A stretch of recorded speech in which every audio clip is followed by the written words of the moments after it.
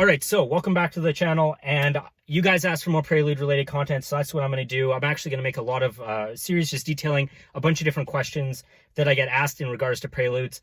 And for those of you guys who don't know, I used to be way more active on the Facebook community pages than I am now, and the international groups. Now I kind of sit back and I watch all the newbies do a lot of stuff, but I'm going to put out a video for the people who ask me tons of questions, because I do get tons of questions, and I would rather you guys not make similar mistakes to me. And at the end of the day, I think it's a good idea for you guys to save your money. So for those guys who want to know which watch I'm wearing, I've never actually worn this watch on the channel. It's my Rado Hyperchrome. And if you really like watches with kind of like interesting materials or high-tech ceramic, Rado's your brand. Love the brand. Not as much as Omega though. So anyways, with that out of the way, let's just dive right into the content. And so the very first question I'm going to answer is, how much does it cost to H or F swap my Prelude?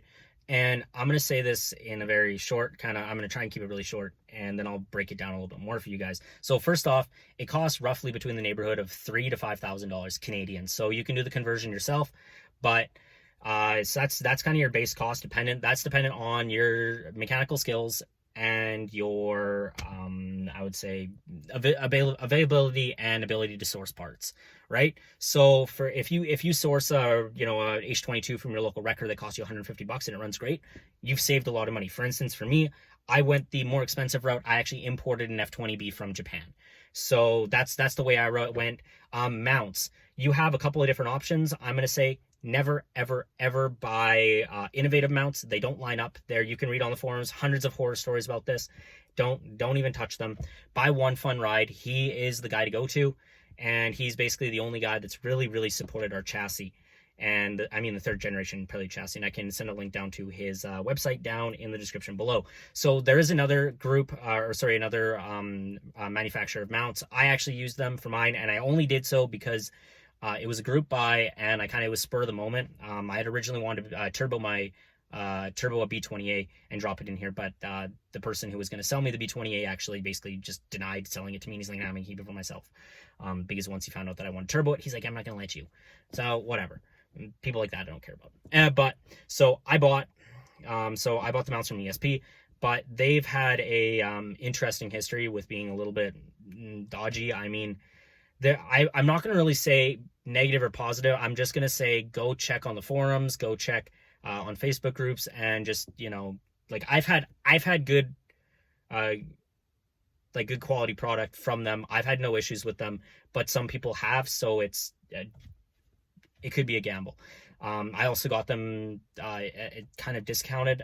And even with that discount, I did pay around $1,400 Canadian for mounts and traction bar. So that's how much you're going to be paying. So if you think about that, just mounts and traction bar for me alone, I was looking at about $3,400 before I even started buying axles, did any of the wiring, did any of the other stuff. So another thing that people aren't going to tell you about is that for wiring. And so the only car that runs on OBD1 is the 90 and 91 Prelude SR Canadian model, and then SI for the United States model. So those are the only ones. And if you wanted to run so you could splice together that OBD1 harness with the H22 or F20s or F whatever, really, if you want to put not the, but yeah, anyways, I'm not getting around that. So you can splice the OBD1 harness in together and just hook up the ECU, whatever. If you have that level of wizardry, go at it, or just buy the Wireworks or Rywire. I believe they sell a harness that you can work with. So, but the thing is the 88, 89, 90, 91. So the 88 and 89, all of them are OBD0. The 90, 91 in the base model with the B20A5 are all OBD0. So make sure, because you need something jumpered up to OBD1. So if you have to purchase a harness, that's another amount of money. Your axles, and obviously you're gonna end up replacing certain suspension components, because probably it's gonna be a worn out car. Well, not worn out suspension, but it's they're 30. The youngest one is 29 years, so you're 29 to about 32 years old, right? So figure that out. But that's kind of where you're at, and that's just parts, basic parts, right? And so it does add up really quickly. So make sure you're ready for that level of investment. But if you do have any questions, don't hesitate to ask. I always want to help out anybody that asks. And people ask me what's the pros and cons of the F20B. I can actually make a video about that next for you, because in my Prelude right now I do have an F20B, and I can show you that for a second. But anyways, if you do like the content, make sure to drop a like, subscribe, ask your questions, whatever you want.